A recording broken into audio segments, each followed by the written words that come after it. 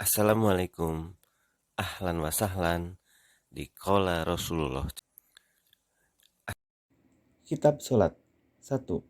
Bab waktu-waktu salat.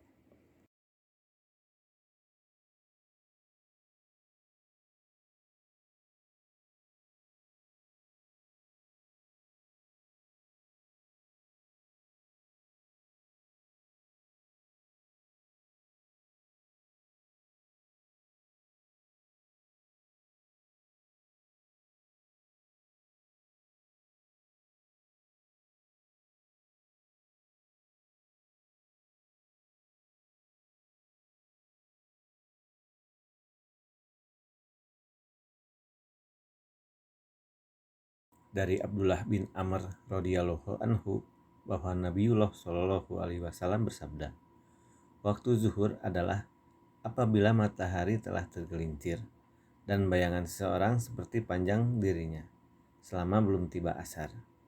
Waktu asar adalah selama matahari belum menguning. Waktu sholat maghrib adalah selama syafaq belum hilang. Waktu isya adalah sampai setengah malam yang tengah. Dan waktu sholat subuh adalah dari terbit fajar selama matahari belum terbit. Dalam riwayat Muslim dari hadis Buraidah tentang waktu asar, sementara matahari putih cerah. Dan dari hadis Abu Musa, sementara matahari masih tinggi. Dari Abu Barzah al-Aslami radhiyallahu anhu, beliau berkata, Rasulullah Shallallahu alaihi wasallam melaksanakan sholat asar. Lalu salah seorang dari kami pulang ke rumahnya di pinggir Madinah, sementara matahari masih putih bersinar cerah. Beliau menyukai untuk mengakhirkan isya, beliau membenci tidur sebelumnya dan membenci mengobrol sesudahnya. Beliau pulang dari sholat subuh ketika seseorang bisa mengenal teman di sampingnya.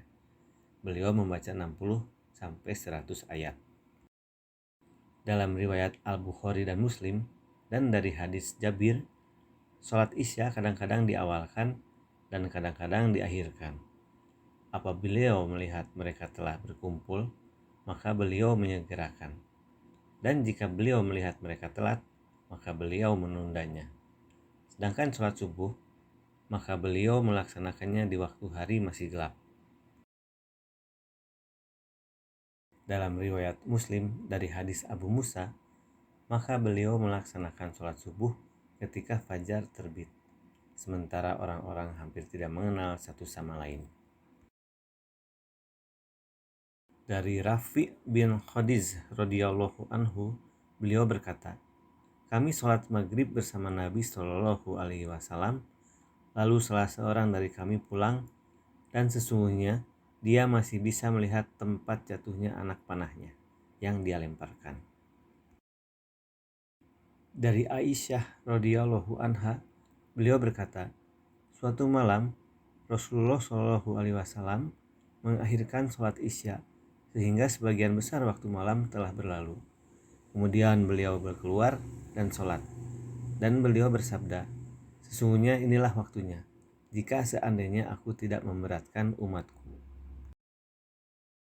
Dari Abu Hurairah radhiyallahu anhu, beliau berkata, Rasulullah Shallallahu alaihi wasallam bersabda, apabila panas sangat menyengat, maka laksanakanlah sholat zuhur ketika cuaca sudah agak dingin, karena panas yang menyengat itu berasal dari hembusan neraka jahanam.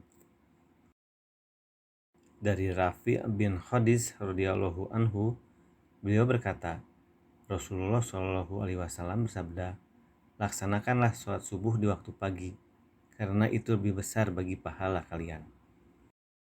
Dari Abu Hurairah radhiyallahu anhu, bahwa Rasulullah Shallallahu alaihi wasallam bersabda, barang siapa mendapatkan 1 rakaat dari sholat subuh sebelum matahari terbit, maka sungguh dia telah mendapatkan sholat subuh. Dan barang siapa mendapatkan 1 rakaat dari sholat asar sebelum mendapatkan matahari tenggelam, maka sungguh dia telah mendapatkan sholat asar. Dan Muslim mempunyai riwayat senada dari Aisyah radhiyallahu anha. Dia berkata, 1 sujud sebagai ganti 1 rakaat. Kemudian dia berkata, Satu sujud adalah satu rakaat. Dari Abu Sa'id Al-Khudri radhiyallahu anhu, beliau berkata, saya mendengar Rasulullah Shallallahu alaihi wasallam bersabda, tidak ada sholat sesudah sholat subuh sehingga matahari terbit, dan tidak ada sholat sesudah sholat asar sehingga matahari terbenam. Dan lafaz Muslim, tidak ada sholat setelah sholat fajar. Dalam riwayat Muslim dari Uqbah bin Amir radhiyallahu anhu, ada 3 waktu di mana Rasulullah Shallallahu alaihi wasallam melarang kami untuk sholat dan menguburkan mayat kami pada waktu tersebut. Ketika matahari terbit sehingga ia naik, ketika matahari tegak lurus di atas kepala sehingga ia tergelincir ke arah barat, dan ketika matahari hendak terbenam. Hukum kedua terdapat dalam riwayat Asy-Syafi'i dari hadis Abu Hurairah radhiyallahu anhu dengan sanad yang dhaif, dan beliau menambahkan kecuali hari Jumat. Demikian juga dalam riwayat Abu Dawud terdapat riwayat senada dari Abu Qatadah. Dari Jubair bin Mut'im radhiyallahu anhu, beliau berkata, Rasulullah Shallallahu alaihi wasallam bersabda, wahai Bani Abdi Manaf, janganlah kalian melarang seseorang yang tawaf di Baitullah ini dan sholat di saat apapun, baik malam maupun siang. Dari Ibnu Umar radhiyallahu anhu, bahwa Nabi Shallallahu alaihi wasallam bersabda, syafaq adalah cahaya kemerah-merahan. Dari Ibnu Abbas radhiyallahu anhu, beliau berkata, Rasulullah Shallallahu alaihi wasallam bersabda, fajar ada 2, fajar yang mengharamkan makan, namun sholat pada saat itu boleh, dan fajar di mana sholat tidak boleh, yakni sholat subuh, namun makan pada saat itu boleh. Dalam riwayat Al-Hakim terdapat riwayat senada dari hadis Jabir, dan beliau menambahkan tentang fajar yang mengharamkan makan, sesungguhnya ia muncul memanjang di ufuk. Dan tentang fajar yang lain, sesungguhnya ia seperti ekor serigala. Dari Ibnu Mas'ud radhiyallahu anhu, beliau berkata, Rasulullah Shallallahu alaihi wasallam bersabda, sebaik-baik amal adalah sholat di awal waktunya. Dari Abu Mahzurah radhiyallahu anhu, bahwa Nabi Shallallahu alaihi wasallam bersabda, awal waktu adalah ridho Allah, pertengahan waktu adalah rahmat Allah, dan akhir waktu adalah ampunan Allah. Dari Ibnu Umar radhiyallahu anhu, bahwa Rasulullah Shallallahu alaihi wasallam bersabda, tidak ada sholat setelah fajar kecuali 2 sujud.